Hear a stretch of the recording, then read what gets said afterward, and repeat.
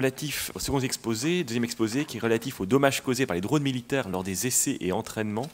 La question de la responsabilité de l'indemnisation par M. Éric Desfougères, maître de conférence HDR en droit public, Université de Haute-Alsace. Je vous remercie.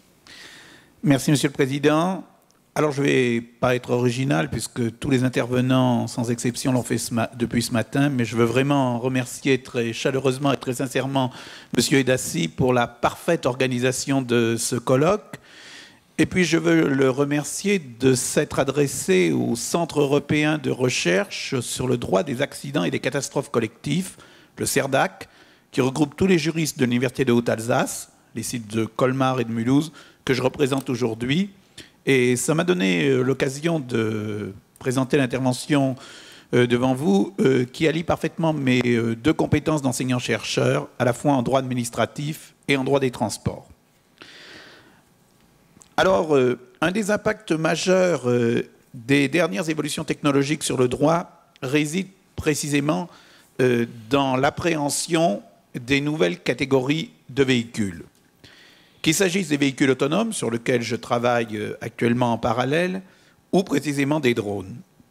Alors, je ne vais pas revenir sur ce que le professeur Duroy a très bien rappelé tout à l'heure, c'est que ces engins volants sans pilote, ils ont d'abord été mis au point par l'armée, notamment à l'occasion des deux grands conflits internationaux.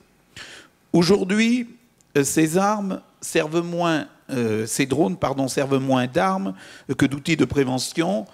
J'ai envie de reprendre un peu la devise du maréchal Lyautey, montrer sa force, ou en l'espèce sa technologie, pour ne pas avoir à s'en servir. Puisque ces drones aujourd'hui, ils assurent, si j'ai bien compris, principalement des missions de repérage, notamment des futurs terrains d'intervention. Le paradoxe, c'est que lors de ces phases d'expérimentation, plus ou moins longues pour parvenir à une mise en œuvre optimale, eh bien, ces engins ils peuvent déjà causer des dommages corporels ou immatériels. Une pièce d'un drone qui se détache, qui blesse une personne, un drone ou qui endommage un bien matériel, un drone qui, comme vous l'évoquiez tout à l'heure, heurte une éolienne. Donc, on a déjà cette problématique, même si évidemment les dommages causés seront beaucoup moins graves que ceux qui pourraient l'être ensuite lors des opérations militaires. Ça amène donc à une investigation sur un champ assez largement inexploré, comme tous ceux qu'on évoque ce matin, sur le fait de savoir quels sont les fondements et les modalités de l'obligation de réparation par rapport à ces dommages. Parce que, et ça va compléter ce que l'intervenante précédente a évoqué, il faut voir que les premiers textes qui ont évoqué l'usage de l'espace aérien par ces engins sans pilote ont transcendé la distinction entre appareils civils et militaires. Je pense à deux arrêtés, l'arrêté du 1er août 2007 et puis celui du 21 décembre 2009. Là, indistinctement, on évoque les drones, sans évoquer le terme comme vous l'avez dit, les appareils civils et militaires. Ceux qui ont suivi, et en particulier le très important arrêté du 11 avril 2012, qui est l'arrêté fondamental en matière de drones civils, n'évoquent plus justement que les drones civils. On a exclu les drones militaires, mais il faut quand même signaler que la plupart de ces arrêtés continuent d'être contresignés par le ministre de la Défense, ce qui montre bien qu'il y a quand même un intérêt pour la défense nationale par rapport à cet usage de l'espace aérien. Donc on est clairement sur un régime dérogatoire lorsque ces drones donc, appartiennent à l'État ou sont affrétés par lui pour des missions sécuritaires, de secours, de sauvetage, à l'appui de forces de police, puisqu'en fait la police, j'espère pas contredire ce que vous avez dit tout à l'heure, mais la police utilise déjà en partie ces drones. On se souvient l'année dernière, au début de l'année 2015, des arrestations de terroristes notamment, et où un drone avait été utilisé à Saint-Denis. Donc, et ça soulève d'épineuses questions juridiques, la protection des données personnelles, la délimitation des zones à surveiller. Alors, pour s'en tenir à ce que m'avait confié M. Edassi, c'est-à-dire à la question de l'indemnisation des dommages éventuels causés par ces drones lors de vols d'entraînement ou d'essais, un premier réflexe naturel, c'est de se tourner vers le juge compétent par rapport au propriétaire de ces drones, autrement dit l'État, agissant pour le compte de l'armée. Et évidemment, en essayant de privilégier un système permettant de dispenser les victimes de la charge de la preuve d'un fait générateur fautif. Mais après de plus amples réflexions, je me suis demandé, et les premiers échanges que j'ai eu hier soir avec certains intervenants semblent me conforter dans ma position, je me suis demandé si finalement on ne pourrait pas voir réapparaître le juge de droit commun et les règles de droit commun pour ces dommages, mais cette fois, ce serait plutôt, à mon avis, sur le fondement d'une faute prouvée.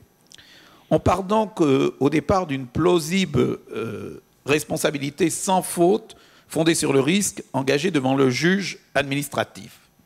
Alors, si en principe, l'État ne saurait être mis en cause pour les dommages causés lors d'opérations de guerre, les dommages qui sortent de ce cadre très strict ouvrent bien évidemment droit à réparation.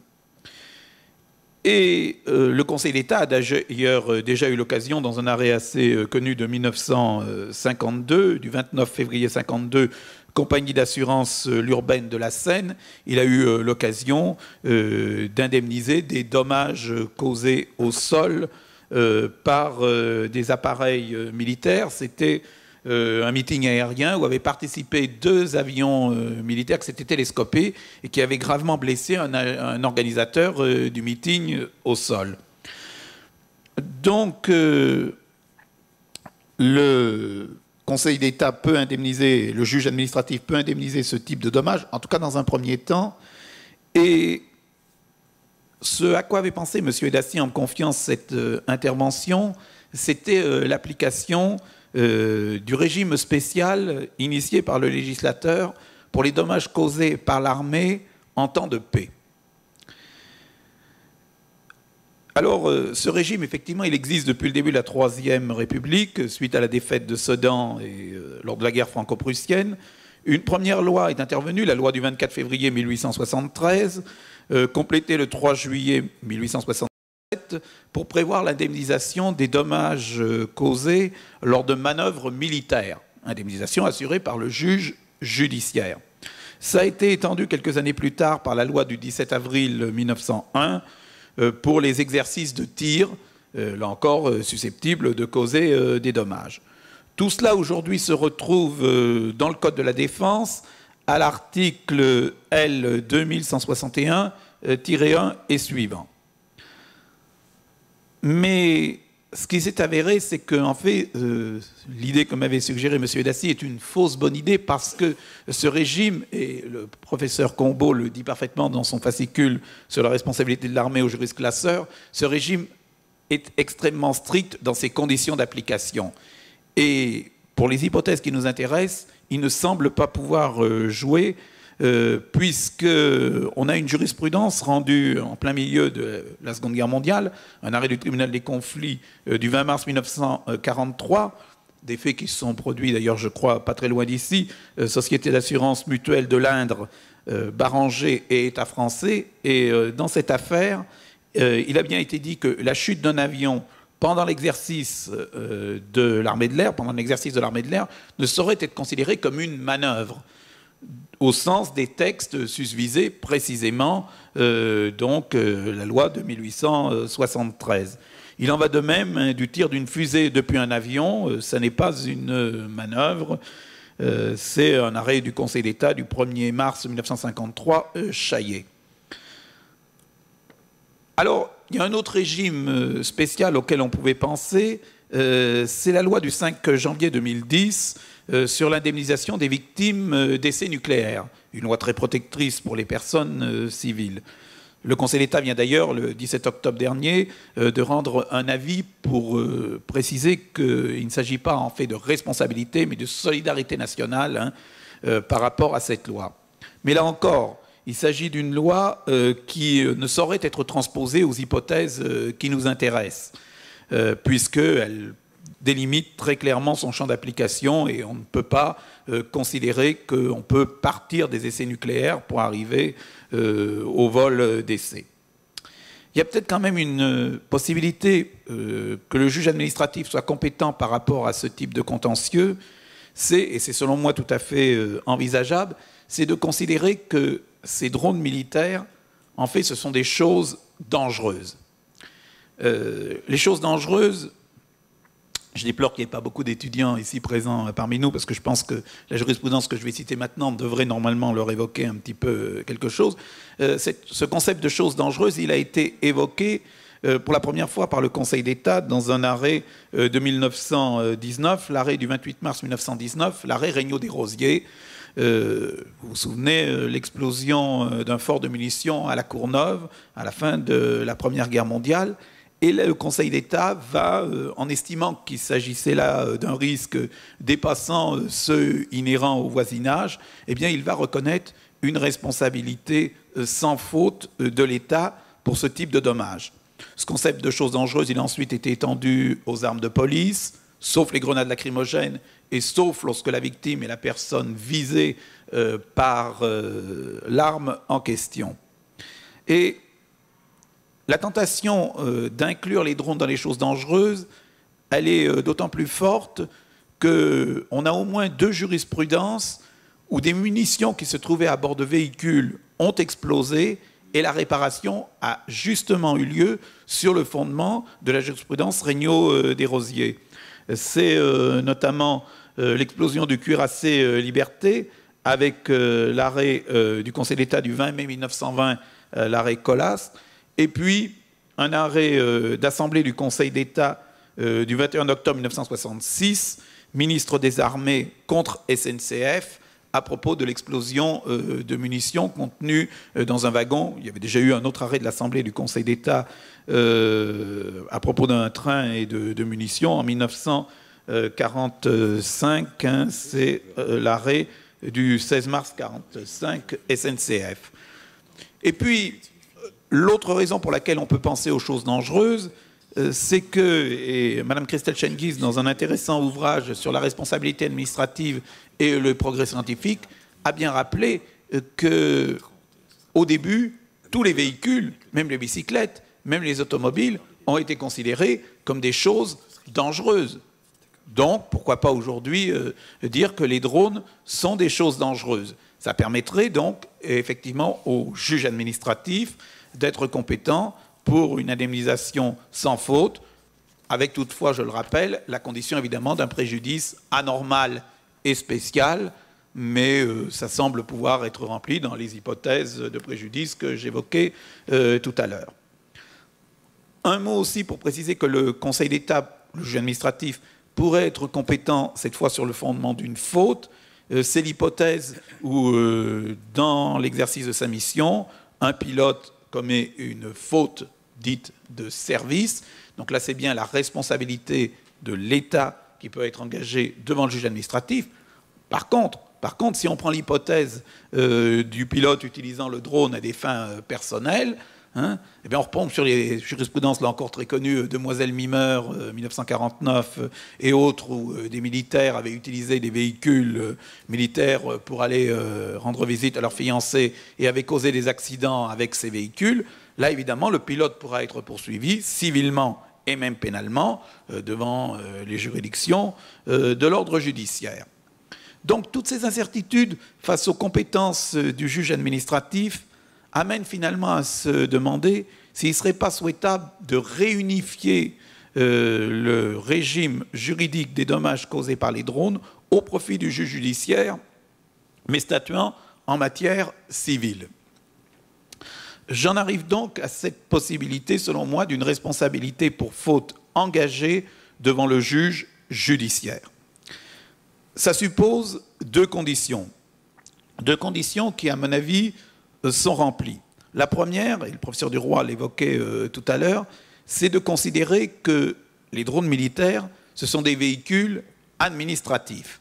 Ce sont des véhicules administratifs, et donc, cette fois, on retrouve la loi que vous évoquiez, la loi du 31 décembre 1957, laquelle, dans un souci d'unification, attribuer une compétence exclusive au juge judiciaire pour les actions en responsabilité dirigées contre des personnes publiques à raison de dommages causés par un véhicule administratif. Alors c'est vrai que si on se penche un petit peu sur cette loi, on a le sentiment que lors des travaux législatifs, dans l'esprit des parlementaires, c'était plutôt aux véhicules automobiles qu'on songeait.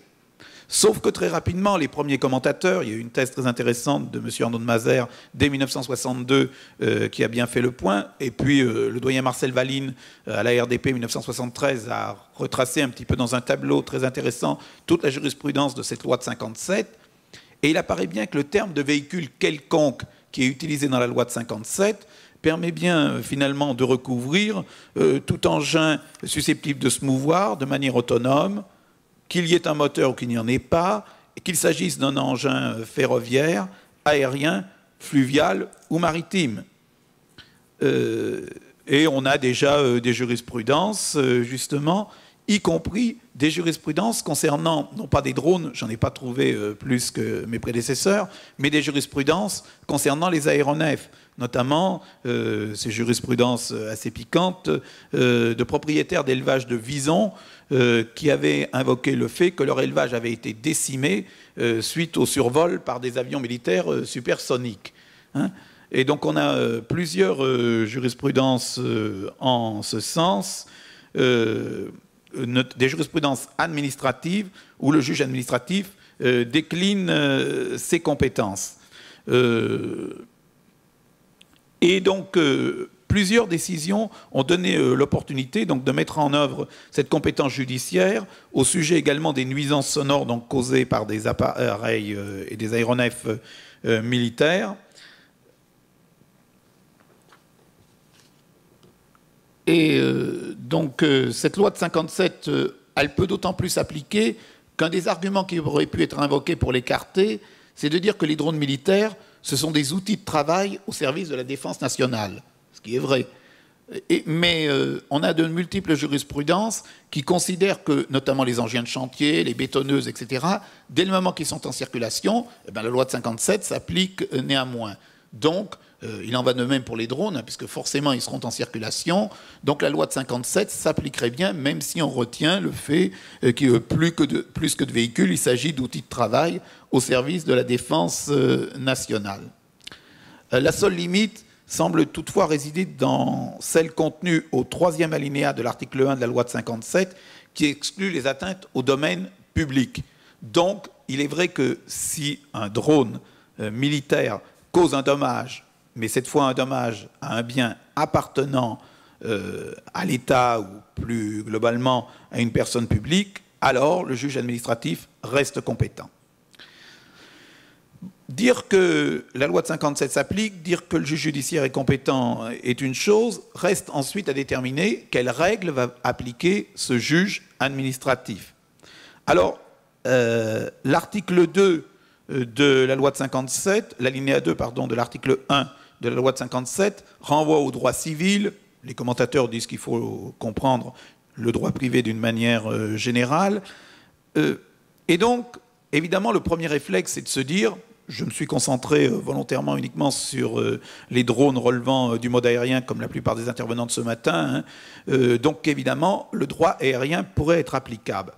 Alors, on a cité déjà plusieurs fois ce matin la Convention de Chicago, et c'est vrai que l'article 8 modifié de la Convention de Chicago évoque bien les aéronefs sans pilote. On a cité tout à l'heure l'article 2600-1 du Code des transports et sa définition très globalisante de l'aéronef. Donc, tout ça plaide effectivement pour une application du droit aérien.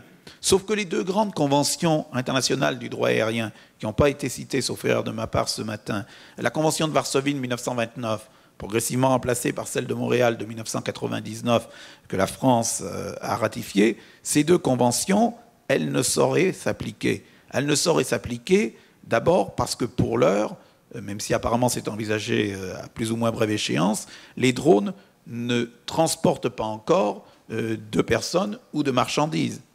Et puis surtout, pour que ces conventions, pour que le droit aérien s'applique, il faut qu'il y ait un contrat de transport aérien, ce qui sous-entend que l'objet principal du contrat, je continue de parler d'objet, même si depuis le 1er octobre dernier, l'objet n'est plus un élément fondamental du contrat suite à la réforme du Code civil.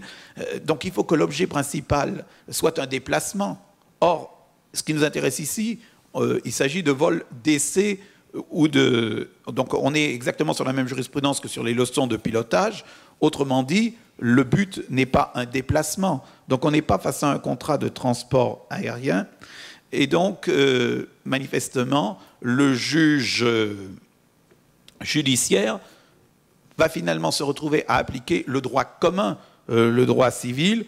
Autrement dit, soit la responsabilité du fait des choses, l'ex-article 1384-1 devenu 1242-1, soit tout simplement 1382, autrement dit 1242. Et dans ce cas-là, il faudra bien qu'il y ait une faute prouvée du pilote, par exemple, il volait à trop basse altitude, pour engager la responsabilité. Alors, ça a été évoqué aussi tout à l'heure, une loi vient d'être adoptée, j'en étais resté au débat parlementaire, une loi vient donc d'être adoptée concernant les drones civils. Sauf erreur de ma part, je ne crois pas qu'elle évoque cette question de la responsabilité, qui est toujours une question, je le disais, toujours écartée. C'est la même chose avec les véhicules autonomes, où une ordonnance d'août dernier autorise des prototypes de véhicules autonomes à circuler sans qu'on ait nullement réglé la question de la responsabilité, alors qu'on le sait, aux États-Unis, par exemple, il y a déjà eu des accidents avec des véhicules Tesla, y compris des accidents mortels, etc. Donc il y a toujours ce décalage, alors souhaitable, on le disait tout à l'heure avec le professeur Cousteau, mais il ne faudrait quand même pas que le décalage soit trop important entre les nouvelles technologies et la prise en compte de ces nouvelles technologies par le droit. Et ceux qui nous disent ces véhicules autonomes ou qui nous disent aujourd'hui ces drones, il n'y aura pas d'accident parce qu'ils sont dotés de capteurs, etc. et tout, j'ai envie un peu de jouer les Cassandres et de dire que bon, ben, les accidents se produiront. Peut-être pas le même type d'accident que par le passé, mais ils se produiront inévitablement. Donc, finalement, on peut se demander s'il ne serait pas souhaitable que soit institué un organe de contrôle ayant peut-être le statut d'autorité administrative indépendante, un statut que je connais bien puisque j'ai fait ma thèse notamment sur ces autorités administratives indépendantes dans un tout autre domaine, le contrôle des campagnes électorales, mais je trouve que c'est un très bon outil qui pourrait être utilisé pour contrôler ces drones et surtout pour mettre au point, encore une fois, un régime de responsabilité qui soit unifié pour les drones civils et les drones militaires. Je vous remercie. Merci beaucoup pour cet exposé prospectif sur des éventuelles applications d'un cadre juridique ancien à des nouvelles données. Nous allons passer